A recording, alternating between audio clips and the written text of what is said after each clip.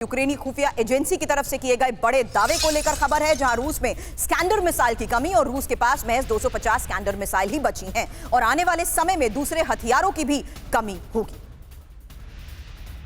तो लगातार आ रही इन खबरों के बीच समझना जरूरी है कि आखिर रूस किस तरीके से अब आज के इस हालात में, जहां युद्ध को 3.5 साल से ज्यादा हो चुके हैं, रूस में स्कैंडर मिसाइल की कमी को लेकर यह खबर है और रूस के पास महज 250 स्कैंडर मिसाइल ही बची हैं और आने वाले समय में दूसरे हथियारों की भी कमी होगी। तो रूस में हथियारों की कमी, जहां रूस के पास महज 250 स्कैंडर एम मिसाइल और मई में 580 थी स्कैंडर एम मिसाइल की संख्या। हालांकि यूक्रेन पर ताबड़तोड़ हमलों से मिसाइल की कमी और कुछ दिनों में दूसरे हथियारों की संख्या में भी गिरावट। रूस का हथियार प्रोडक्शन कई गुना घटा है। नॉर्थ कोरिया से मिली KN-23 मिसाइल की संख्या 50। हालांकि यूक्रेनी खुफिया रिपोर्ट के आधार पर ये बड़े दावे किए गए हैं। एक और खबर है, अगस्त में यूक्रेन पर नए हमले की तैयारी और रूस अगस्त में अब आर पार करेगा। यूक्रेन पर सबसे बड़े हमले हो सकते हैं और यूक्रेन के बड़े हिस्से पर कब्जे की तैयारी को देखते हुए ही हमलों की ये योजना। जर्मनी की मैगजीन बिल्ड के हवाले से फिलहाल इस बारे में क्या बड़ा दावा किया जा रहा है, क्योंकि इस खबर के मुताबिक पुतिन का यूक्रेन पर संपूर्ण कब्जे का प्लान है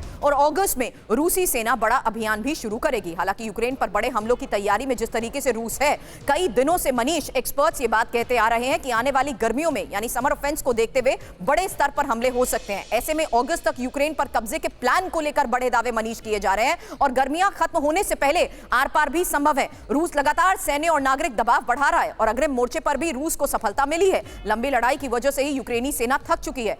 पूरा सुमी इलाका रूस के कंट्रोल में आ सकता है। मनीष, देखिए, अब तक जो रूस की स्ट्रेटेजी रही है उसके तहत तो निश्चित तौर पर रूस लगातार एरियल स्ट्राइक करके जो बची खुची डिफेंस पावर थी उसको कम करने की कोशिश कर रहा था। लेकिन आज का दिन बेहद महत्वपूर्ण है कि देखते हैं कि ट्रंप क्या कहते हैं, क्योंकि यूक्रेन के पास हथियारों की कमी हो रही थी, उनके सैनिकों की भारी संख्या में कमी है। लेकिन अगर ट्रंप कुछ बड़े हथियार देने का ऐलान कर सकते हैं तो इस युद्ध की, अगर आप कहें, इंटेंसिटी काफ़ी बढ़ जाएगी।